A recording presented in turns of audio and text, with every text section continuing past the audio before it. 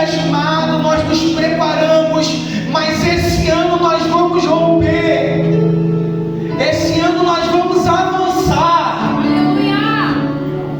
Só que para a gente avançar precisa ter esse sentimento de gratidão.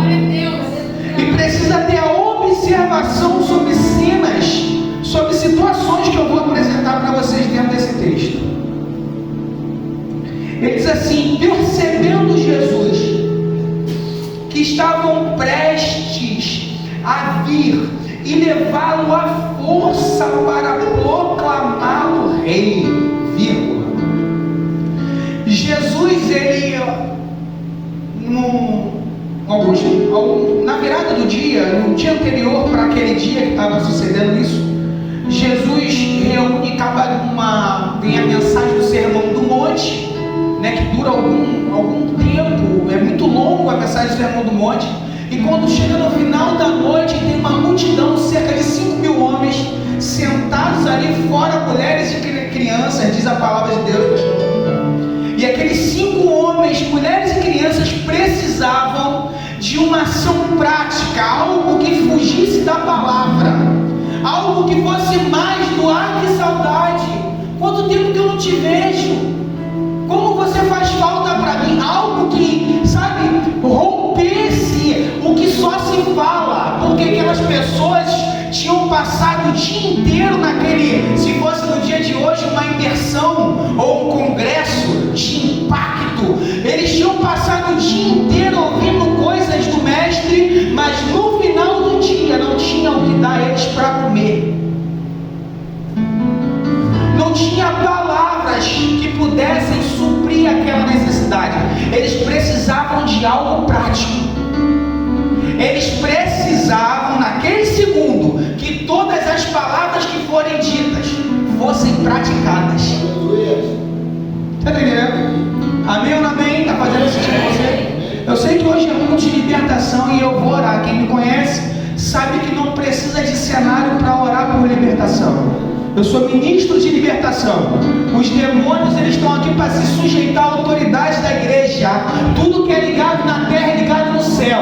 E a gente não precisa fazer cena nem momento. A gente precisa pregar a palavra. Amém ou não amém? Então não precisa ser construído cena. Vai acontecer aquilo que Deus permitir que aconteça. Aleluia. Eu tenho uma mensagem para pregar. E é isso que a gente vai fazer, porque Deus colocou isso no meu coração.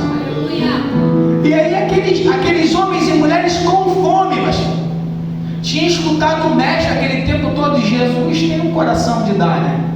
Jesus não sabe nem quanto que tem no bolso. Quem ficava com a bolsa sabe quem era? O ladrão, o Judas. Porque Jesus era doido.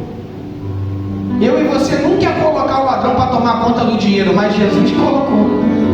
Ele falou: vou colocar ele ali, porque aquele ali é o desafio dele. Deus nunca vai tirar do teu lado o teu desafio, aquilo que te confronta, aquilo que mostra para você quem você é. Ele deixa do teu lado para um tempo oportuno aquilo te tratar. Aleluia. A bolsa tratava Judas assim como a espada tratava Pedro. Aleluia. Amém ou não amém? Quando o sangue esquentava, a cara ficava vermelha. Pedro provavelmente por várias vezes meteu a mão na espada, e Jesus devia olhar e falar assim. Não falava tira, falava. Jesus podia ter percebido e falado: onde a gente faz isso, que a gente erra, a gente é falho. Mas Jesus podia ter falado: Judas é ladrão, vou ajudar ele, tadinho, vou tirar a bolsa dele, dar outro para cuidar, para que ele não seja tentado. Ó, Jesus nunca fez isso. Está fazendo sentido para você? Devagarzinho a gente vai construir isso que a gente veio fazer aqui. O que Deus veio falar conosco, devagarzinho ele vai construir. Aleluia! Louvado seja o nome do Senhor. E diante daquela multidão sentada no monte, Jesus serve pão. Quando Jesus pega o pão e abençoa, consagra, olha como é que Deus é lindo. Tudo já foi falado aqui, irmão. Tudo já foi falado. Eu só vou trazer a mensagem para ligar os pontos. Mas Jesus pega e apresenta aquele pão, aquele peixe, ele dá para os discípulos repartindo, porque o mistério está em repartir. O mistério está em dar o que está na tua mão para a mão do outro. Não é falar, eu te amo, não, eu te amo, não. Toma meio quilo do arroz, porque eu só tenho 1 quilo e eu vou te dar meio. É prático. Não é conversa fiada, é atitude. O que tem? 5 pães. Tem quantos peixinhos? Tem tantos peixinhos. Vem cá, abençoa. Agora reparte. Para quem? Por discípulo. Deu por discípulo, repartiu. E agora? O discípulo pegou aquela porção que era pequena. Sabe o que ele podia ter falado? Agora eu vou comer, acabou. Farinha pouca, meu pirão. Talvez era o que eu e você faríamos. Sabe por quê? Muita gente tem sentado no altar para garantir a sua comida. E tem deixado o levita passar fome, o obreiro passar fome, o diácono passar fome. Você está entendendo? Porque o pão veio do mestre e caiu na minha mão primeiro. Você está entendendo?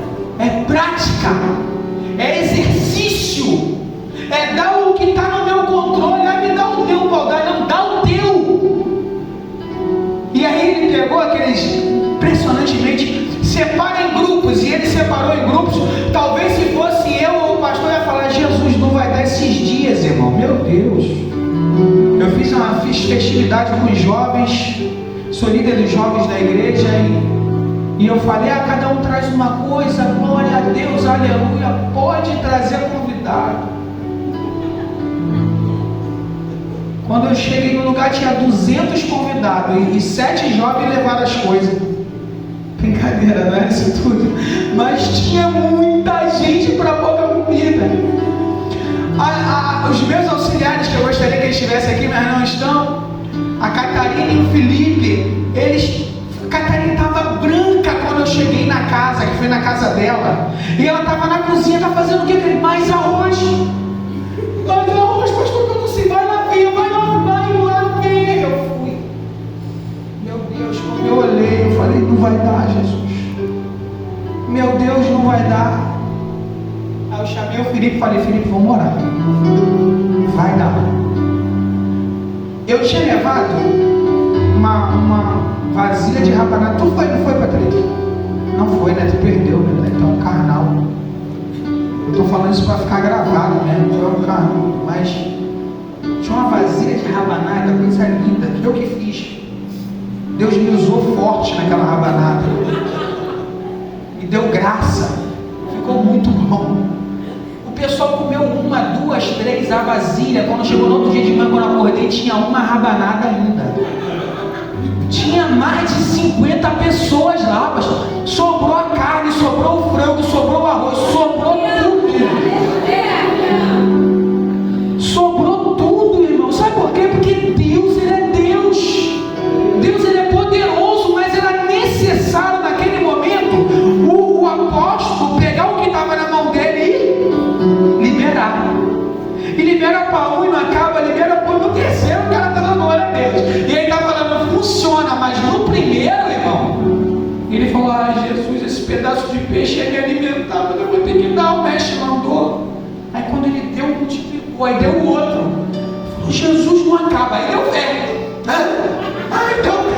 Ele deu 3 pedaços, o negócio acabou e deu fé. Começou: toma.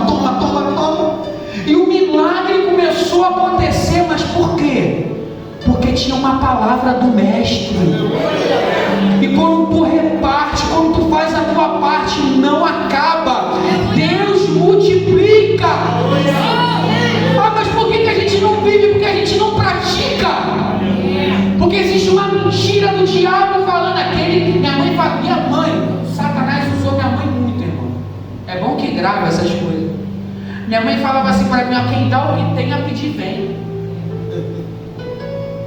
Farinha pouca, meu pirão primeiro. Sabe por que você está sem nada? Porque tu dá as coisas que você tem. Diabo usou a boca dela.